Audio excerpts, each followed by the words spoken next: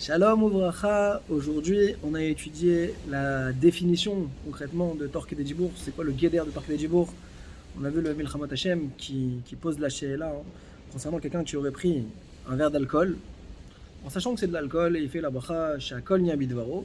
Mais quand il termine sa bracha, il se trompe et il dit Boré Perea Gefen, Torque et Dibour.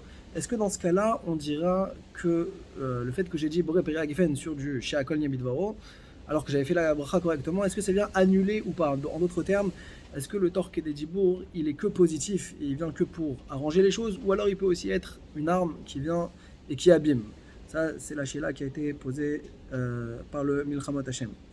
Alors lui, le Ktsot Achoshen, il dit que la définition du torque des dibour, il apporte une preuve du Rambam, c'est que quelque part on va considérer la première parole comme étant une parole qui a été dite betaout, comme étant une erreur.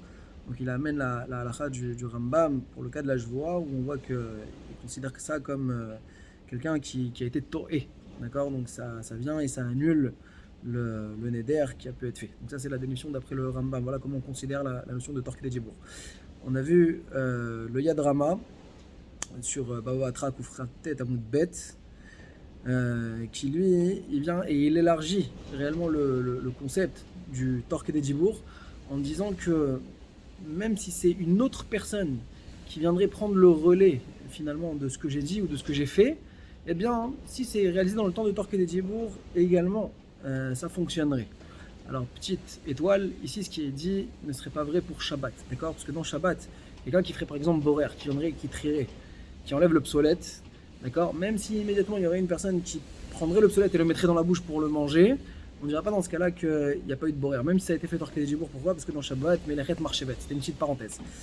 Le Share Yosher, il vient et il rapporte au départ donc le Pshat Duran qui lui a donné une définition que c'est quoi hein, torquer des jibour? C'est lié à la notion de Gmirut Dat, c'est que tant qu'il n'y a pas eu le laps de temps de torquer des jibour, la personne n'a pas encore complètement assis dans sa tête, dans son maasé, ce qu'elle veut faire.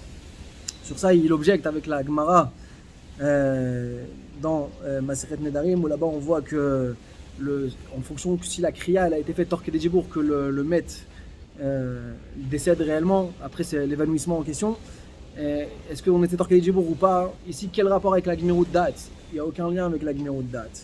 Et lui, le Chidouch du Shari Yosher, c'est que ce qui va définir le torqué des jibour, c'est véritablement la notion de simultanéité, que on est dans un cas qui est simultané. On voit que les choses elles ont été faites simultanément et donc elles se rassemblent. Chazak ou Baruch.